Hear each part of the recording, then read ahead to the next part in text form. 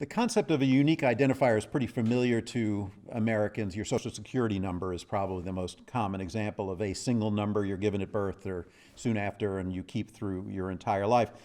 In an ideal world, every patient would have a unique patient identifier, but we don't live in an ideal world. In the US, based on legislation that was passed almost 20 years ago now, there is actually a prohibition on the creation of a unique patient identifier.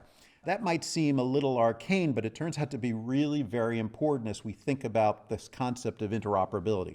What, of course, we'd all want for ourselves, our family members, and our patients is, all right, I'm being taken care of here in a clinic in San Francisco, but I'm in a car accident in Florida and I go to the emergency room and they can pull up my medical record in a way that's secure and sufficiently private, but they can figure out who I am.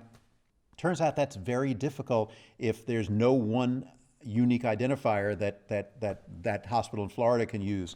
Right now, because we don't have that, every healthcare system has a different patient number. And as we try to weave together a single story about a given patient, we have to somehow identify the patient as they go from place to place.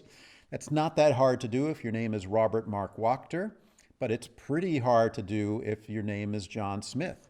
And so a lot of the efforts in interoperability have to be focused on trying to figure out exactly who you are as you go from place to place.